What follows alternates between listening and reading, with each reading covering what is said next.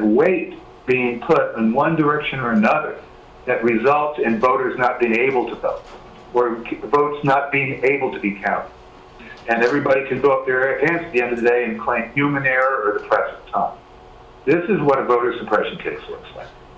And the incredible work that Bob Petrakis and Cliff Arnebeck and Lori Grace and many other people have done over the years is a case of election fraud, where rightly or wrongly, and it's not always possible to prove that the election has been stolen by a machine.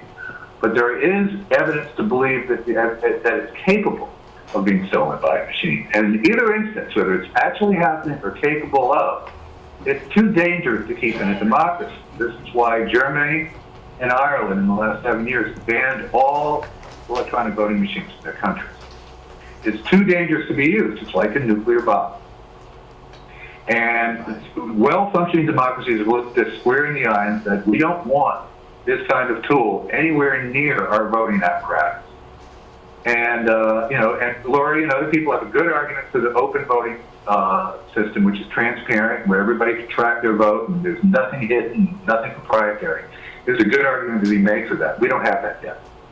And I think the argument of whether it would even work or not is a worthy argument, one I'm not capable of making. But in any case, it's an important discussion. And so I don't want my remarks to sound like I don't want to talk about electronic voting machines ever. I'm just saying, not in the context of this case of Citizens Oversight, which is Ray Left's organization, against Alex Padilla and Michael Bell. It's a totally different animal. So we have different questions. Yeah. Well, we have different questions, and some of them also refer to Ohio. So, we're going to try and address different ones, and I can address some, and you can others. We'll do another California one for now. Let's see. What is the remedy you're requesting in the California lawsuits? Was that the question? What is the remedy we're seeking? Yeah, these are from audience coming in on a live feed. What is the remedy that you're requesting? Okay. In the first lawsuit, the lawsuit that's going to be addressed on Wednesday, the remedy we're asking for is very simple. We're asking that the County of San Diego not be allowed to certify the election, and that those results cannot be given to the Secretary of State, Alex Padilla. That's what we're asking for. And then the second lawsuit, the one that's just commencing against Alex Padilla and the Registrar Michael Boo, we have a more ambitious request. The most ambitious aspect, in some respects, is asking the entire California election not to be certified because of failure to do the 1% tally properly on a statewide level, as well as not allowing observers to observe the counting of the ballots on statewide. Ask him to repeat that. Could you repeat that again, Bill? Finish this question. I'm trying to finish answering. Can you hear me? Yeah, but some people are having trouble hearing it. Could you repeat it? Sure, I can repeat it. The request is to not allow the California election to be certified on July 15th because the 1% manual tally wasn't conducted correctly on the statewide level, and because observers were systemically excluded on a statewide level from observing the election count in their respective counties. That's the first aspect of the relief. We're also asking for a close counting of the provisionals, because we're not convinced they were counted correctly, particularly the NPP-Dem ballots, which were a major problem in Los Angeles and weren't being counted until it was corrected.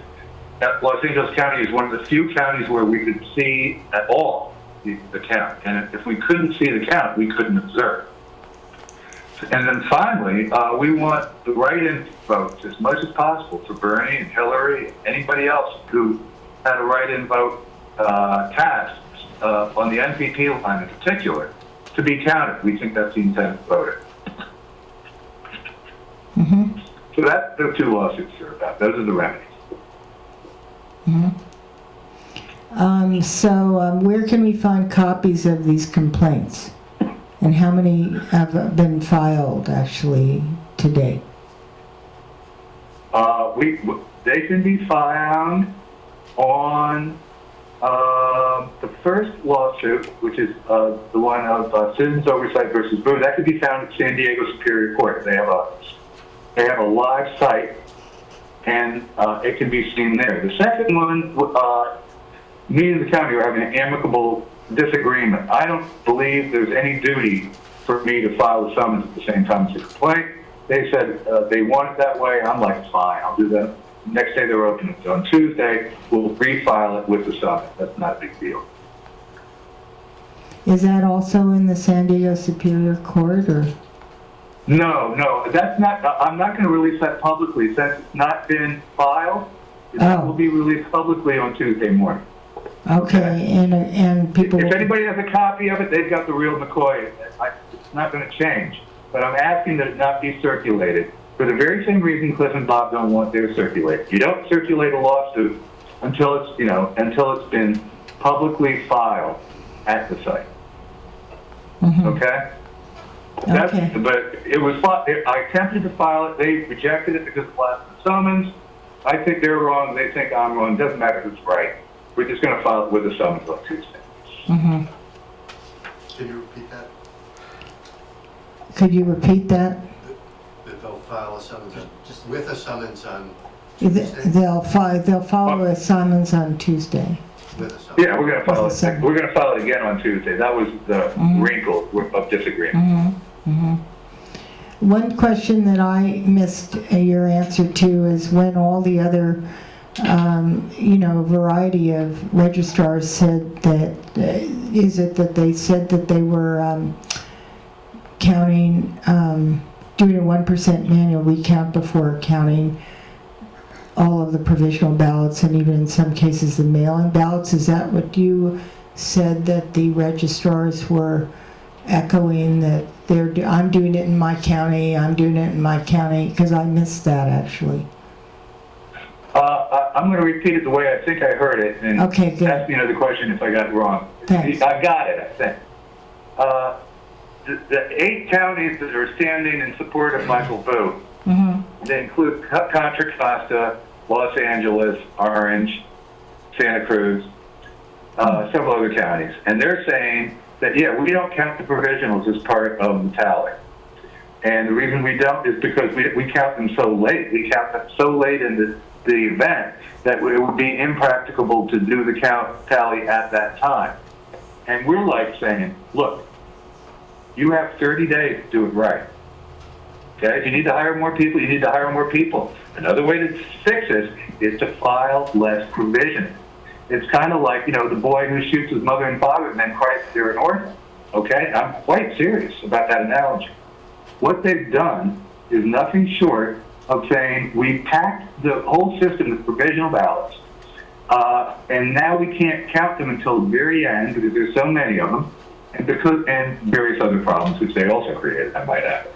And now, because we can't count the provisional near the end, we don't have time to do the 1% tally properly. So let's do it improperly. What they've done is they've gutted the very concept of the 1% tally because they haven't included it. So I also heard when I talked to the registrar in Marin, Linda, I forget her last name, that she was doing the 1% tally and she had 5,600 provisional votes left to count. She said she was doing that to check the accuracy of the voting machines. I thought it was kind of strange myself. I'm having a bit of a hard time hearing you, Gloria. But, all right. I just wanted to say when I got a call back from the registrar here in Marin County where I'm located. Yes. And she said that she was counting, she was doing the 1% manual recount to check the accuracy of the machines. And there was 5,600 provisional votes that had not been counted. And then Napa County both had many mail-in ballots that they hadn't counted and provisional ballots, and they were doing a 1% manual tally. And I feel that's deceiving to me because it's a 1% manual random tally. It's not random. So I just wanted to bring that out in case, I know you said it earlier, but I think we really have to bring that forward, and there may be people just joining this. I agree, because there's nothing intuitive about this. You know, it's a creature created as a tool to test the vote. It takes a minute or two of explanation, and it's worth repeating over and over again, I'm afraid. Mm-hmm. And I'm suspicious that the 5,600 provisional votes here in Marin County, many of them are young people who want no party preference, who got given provisional ballots. It's just a guess. I'm not saying I'm correct, but I'm suspicious. Well, that's the problem. You know, the nice thing about our lawsuit is we don't have to reach any definite answers here. What we can simply point out is you've done it wrong. You've created suspicion. As a result, you know, there's no reason to trust the integrity of this election. Right. And thank you for mentioning what Austria did, how much they value the trust of their citizens, in profound contrast to the U.S. And I'd like to mention Election Justice USA at this time as well, because they've been supporting this effort throughout, and not just in California, but in Arizona and New York. In New York, 126,000 more or less people were purged from the voter rolls. These are Democrats in Brooklyn, and they were purged 5 months before the vote between Hillary and Bernie. And this caused enormous upset for all the reasons you can imagine. 30,000 people had file they called affidavit ballots, saying that, you know, they were who they said they were, and they lived there, and they'd been purged for no good reason. And you can imagine how this might have happened around the country. And people have been fired, but there's been no criminal indictments. And without, you know, a serious action taken about this kind of activity, it's going to continue. I want to say that I too have been working closely with Election Justice USA, and Election Justice USA and the Institute, we jointly sponsored the California exit polls that we did here, where we did exit polls in Alameda, Contra Costa, and Santa Clara County. And in an exit poll, and I took my own time to learn about it, and I want to tell others too, you know, when you go in to vote and then you come out, you're offered a document, a sheet to fill out, where you can say, well, in our case, we did the president and the senator, and then you fill out some demographic information. And so we did it in a total of 12 precincts in 3 counties. And what you do is you look at the results you got in that precinct, and then you compare it against the reported precinct totals. And our ability to evaluate our own exit poll has been hampered by the fact that not all the votes were counted, and also in some precincts even, not all the votes have still been counted. And then additionally, you're supposed to see a roll of paper taped outside the door of the precinct after polls closed, and this was not emphasized in the manual. So in some cases, there were tapes put on the outside of the door, and in some not, in these counties.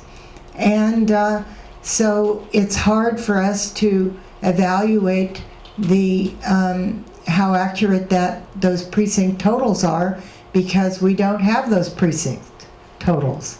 And one thing I'd like to say just specifically for Northern California is that in Pittsburgh, California, which is close to the refineries that are just up the delta a little bit, we had an exit poll there, and in Contra Costa County they did put tapes on the door, and the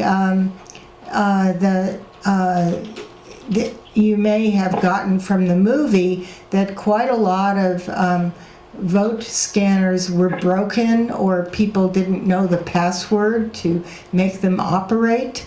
Well, in Pittsburgh, the scanner wasn't working, so they just had a box with a slit in it, and they said, okay, put your ballot in here.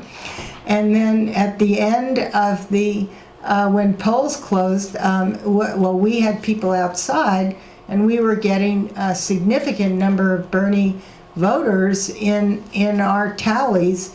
And then when what appears to be the case is that the poll workers, those particular ones, opened up the box and counted it themselves. They counted them themselves and showed an abundance of Hillary Clinton ballots, so they must have done some sorting. And it's just very suspicious yet again. Any questions? Yeah. Denise? What about the non-party preference voters, the non-party preference voters? I'll repeat it. I heard were not told they could get a crossover ballot, so they were not allowed to even vote in the first place. What about the non-party preference voters who did not get a Democratic crossover ballot, so they weren't able to vote in the first place? What happens with them, or happened? Really good question. Really good question. And that's one of the reasons we brought this second lawsuit forward. What happened in Los Angeles is the most appealing. When people don't get the crossover ballot, when they get the Democratic ballot in their NPP, what are the practices of the registrars? The way that we approached it was as follows. People approached Dean Logan, who's a registrar in Los Angeles, biggest county in the state, and asked him, because they were able to observe and saw that the NPP Dem ballots for president were being whited out and not being counted. And they turned to Dean Logan and said, shouldn't you be counting these? It's clearly the intent of the voter. And Dean Logan said, yes, you're right. That's a mistake, and I'm going to correct it right now. To his credit, he corrected it. But he also said, I'm not going to go backwards in time and correct the ones that have already been altered. It's too late. And so I wrote him a letter. I said, well, Dean Logan, if that's what you're going to do, then please put those ballots aside and segregate them, because we're going to wind up in court talking about it. And he wrote me back a second letter. And he said, you know what? You're right.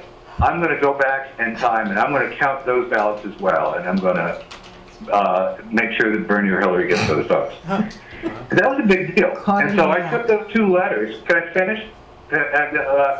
We took those two letters, and we attached them and sent them to the registrars of the 15 most populous counties of the state. And I wrote to them and I said, now look, Dean Logan made this big mistake, and he recognized it on two different occasions, and he corrected it on both occasions. Did you make either of these mistakes? And if so, would you correct them? And they all wrote me back, including Michael Vu, and they said, oh, no, everything's fine. No problem here. What, do I believe them? I don't know any reason why I should take their word for it. I'm not saying they're lying to me, but I'm not saying I should trust them either. Mm-hmm. I have a question here, Bill and Lori. And a comment, please. So, Sam Sparrow here, I'm helping out as a volunteer.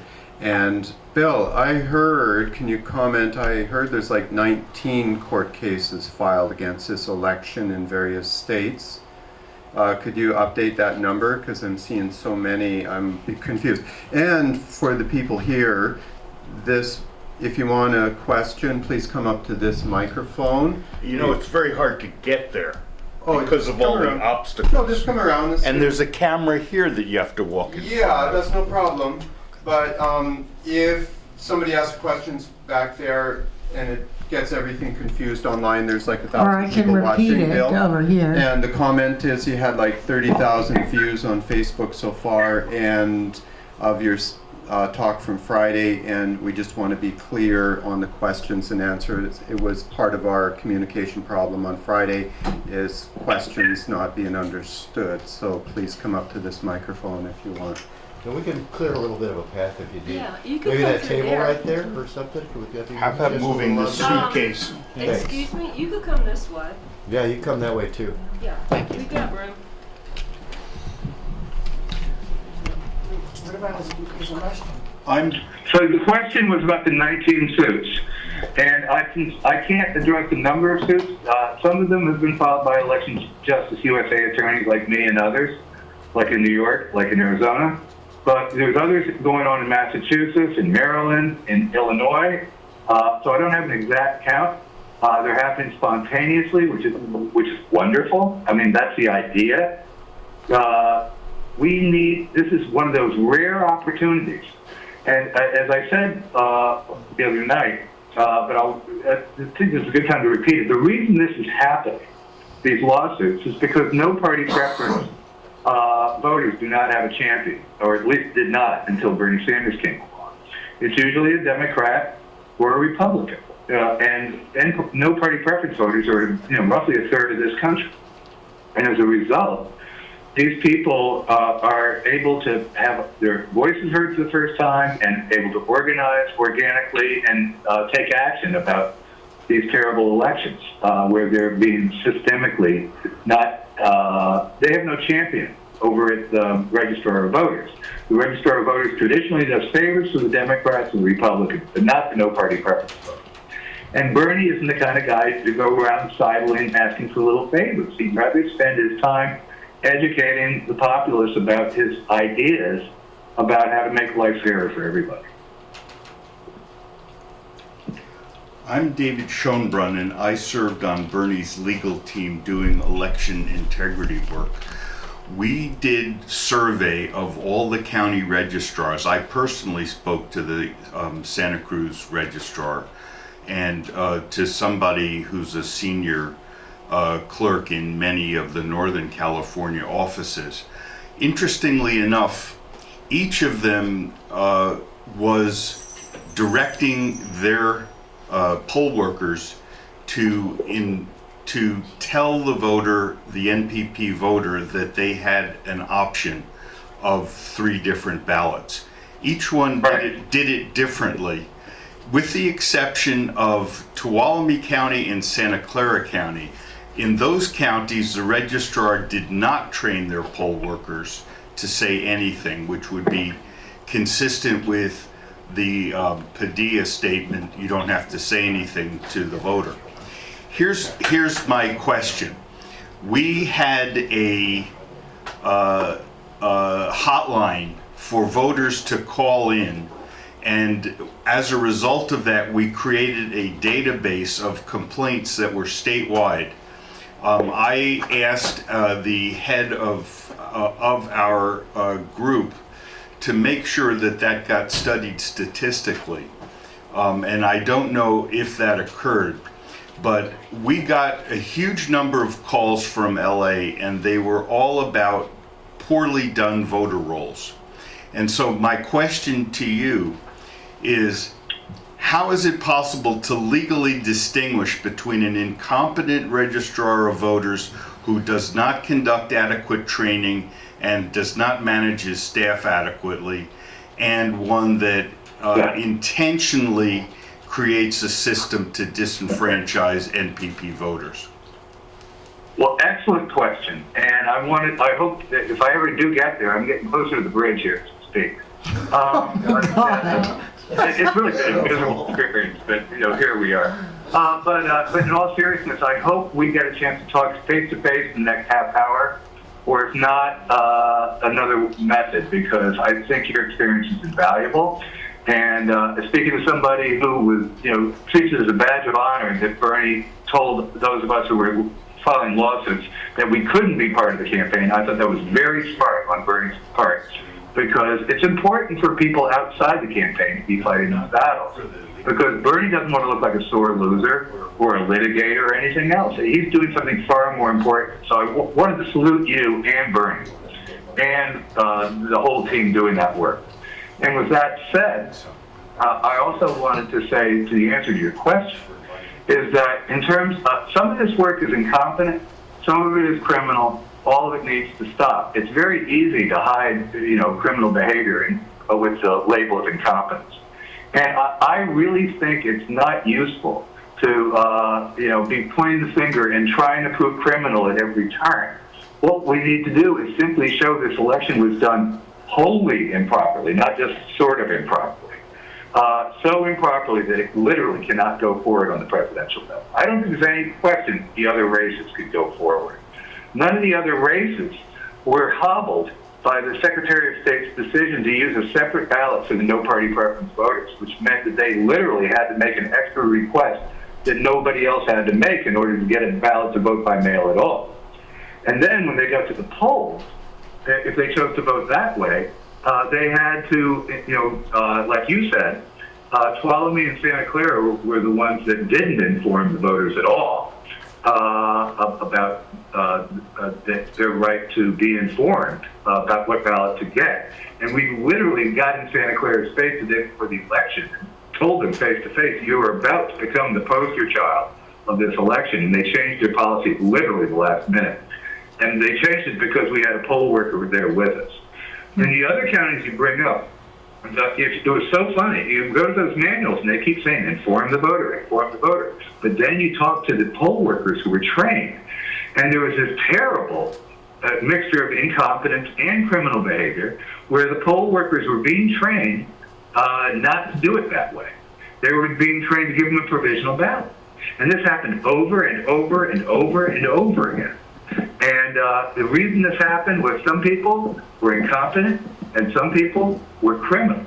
And in either case, the message got of give these people provisions, even if do not necessarily inform them of their right to inform the voter. And what our strategy was in Alameda, for example, is we got in their face and filed a lawsuit against them and said you can't be training people this way. And what they did was they denied it.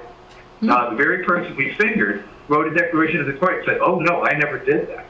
And what we talked to the poll workers there, and what it meant was that they were literally changed their policy and were much tougher about informing people of their right to vote and not giving provisionals, but still not tough enough. And there's literally a push within the trainings themselves. We have declarations from 2 poll workers saying when we got to the question of how to inform the voter, we were shouted down by other poll workers. Oh my God. And this gets to the center of the drama. The reason I'm telling the story is for a reason.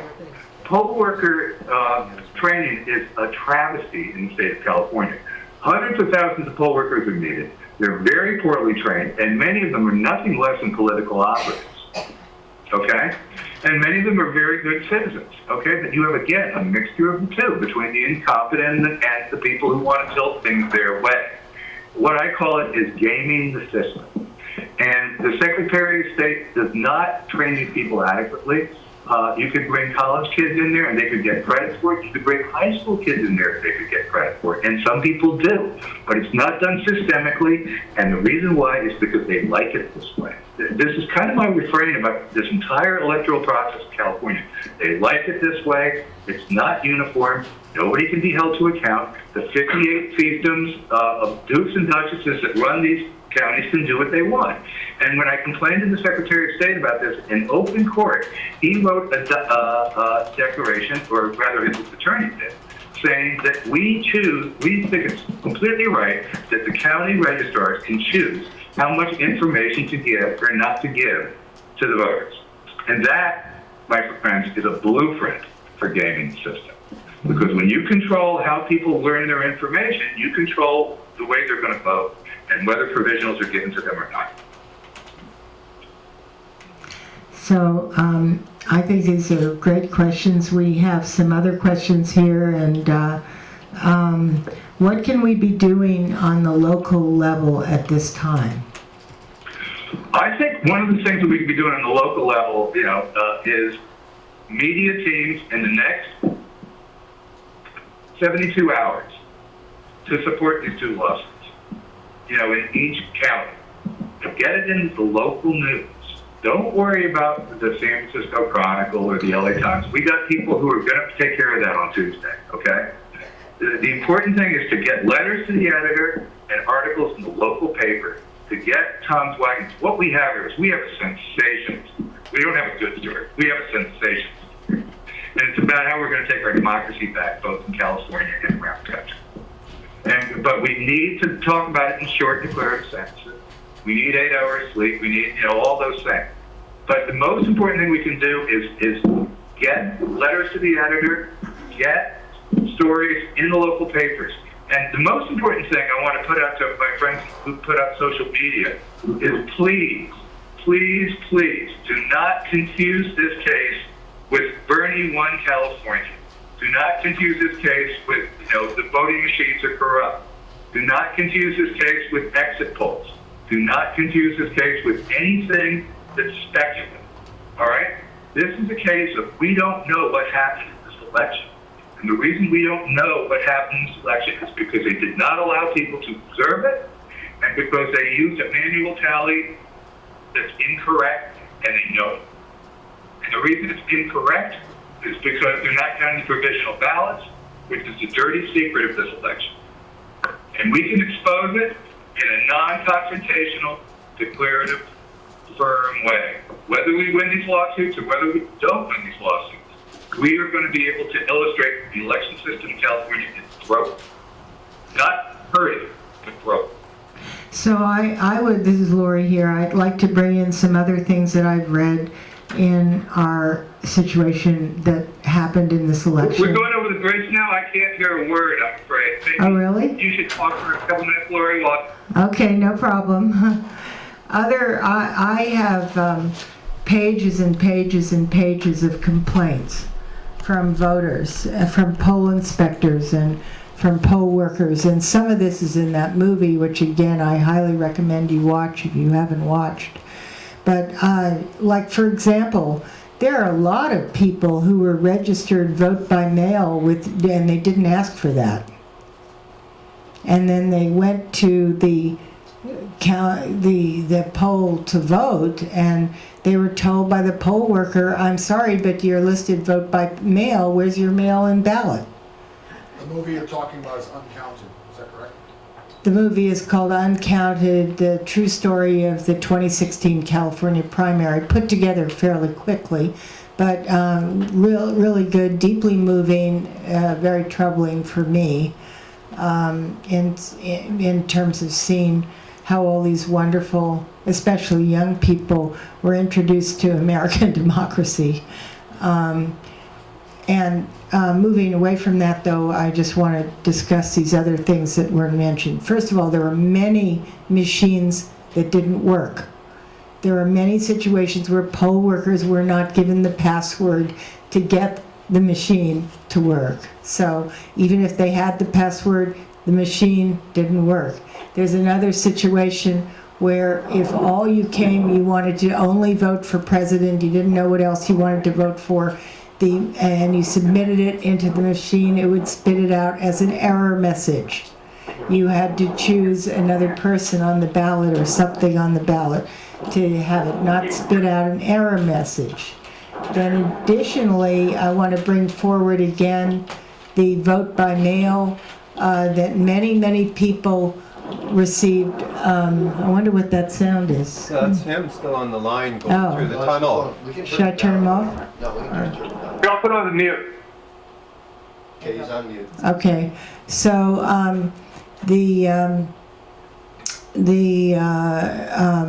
as I said, there are these vote by mail, people who were told you vote by mail, and they never signed up for that. And we don't know whether somebody has invented vote by mail ballots and taken signatures and used those names, and that's still being checked. And I was kind of shocked when I read in Napa County with this registrar tutor that he was That was brutal. hey, mute, what's going on? You just turn down the volume. I thought the mute is a mute. I got it. So anyway, I got it. Leave it alone. all right, so I just want to say that they so this is something else we need to look into. Also, there were many people who were registered in parties that they had never belonged to before. Longtime voters who've all of a sudden found themselves as Republican or Peace and Freedom Party or other parties, and it was too late to change over, okay? And let's see, what else? Unless you voted provisionally. Right, unless you voted provisionally. Thank you, David. And also, as I said, the no party, the machines broken and unable to be used. Other situations were that because the training was so quick, and of course the pay is extremely low, there were no shows in terms of poll workers, and sometimes I read an account of a poll inspector that had to do their entire polling station all by themselves. And then there was also situations where, and I'm of course taking a little bit out of the movie here, where poll inspectors who are supposed to be the overall supervisors were recruited the day before or even taken off the street. And it was suggested that if you don't have a poll inspector, you're short, just offer someone off the street $80 to come in and be a poll inspector, and there was no training. So, I mean, this is ridiculous. And so we really don't know the results of our California election. So I can go on with some other things. I really like what Bill said about the media, to get things in with letters to the editors. Start making this a conversation, and you can have a very big effect. We also are at TrustVote.org. We're giving regular updates on this situation, and you know, we're seeking to so TrustVote.org. We have several ways to contribute. One is to Democracy Counts, which is a attempt to do an election audit with open source. Of course, it would be on a precinct level, but it got a lot of participation, and that's going to be used in November. Another one is the Ohio election integrity lawsuit, and while Bill is making it over here, as I said, what is the remedy they're requesting in the Ohio lawsuits, because we handled California? In Ohio, they are actually requesting to release the raw data, then they expect to be fought about that.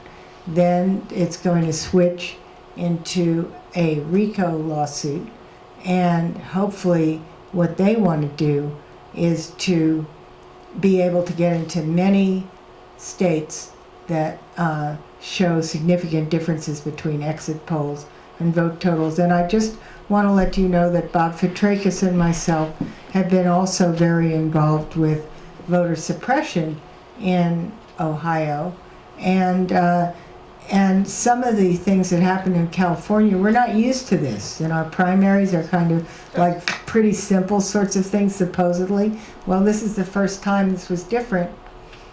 And so it looks like you have a question, Steve. I do. I thought, got a lot, while we're on the subject of the Ohio lawsuit, a lot of people are really impatient about the results. Mm-hmm. And let's just talk a little bit about the role of patients and what the lawyers are doing, and Mm-hmm. you know, how we can best support them, you know, with our attitude. And Yeah, I think that's wonderful, and I'm glad to address that. And you know, the lawsuit has some pretty big goals in it, and we have been building the strength of the lawsuit together. It's Election Justice USA and the Institute are the primary sponsors. And we are working through the Institute for Contemporary Journalism, which is run by Bob Fitrakis, okay? And what we're seeking to do is to create as strong a lawsuit as possible. And, you know, I have had my own sense of impatience at times about when is this going to get filed, and since some dates were announced and then we're still getting it stronger. But I'm fairly confident it'll be submitted this coming week. I'm very happy about that. And then by just after it's submitted into court, that's when we're going to want a lot of media exposure, and that will be when some of the money that's on our donate button for Ohio election integrity lawsuit, some of those donations plus election justices and some more of the institutes and mine here will be going towards the expanding into media coverage. And all of you can stay tuned with and provide your own access to media, and we can start writing about it in our letters to the editor, you know, in different newspapers, because we have to, and our Facebook also, because we need to be our own news media, because remember that the news media hasn't been covering a lot of our election, neither the primary, neither the, you know, in the Bernie Sanders campaign, the largeness of some of the rallies was never reported, and, you know, different things. So we have to become our own news media, and Facebook has served that quite well. So. Question online. Mhm. It says the ballots for Bernie group will be back at the Los Angeles Board of Supervisors on Tuesday at 1 p.m. We will request an investigation before declaring election results. How can we prepare for the meeting before arriving to be most effective in our request to align with the current lawsuits going on? Well, first of all, which Board of Supervisors? What county? Los Angeles. I think let's wait for that answer, for that question, to Bill Simpich, Okay. who'll come in shortly.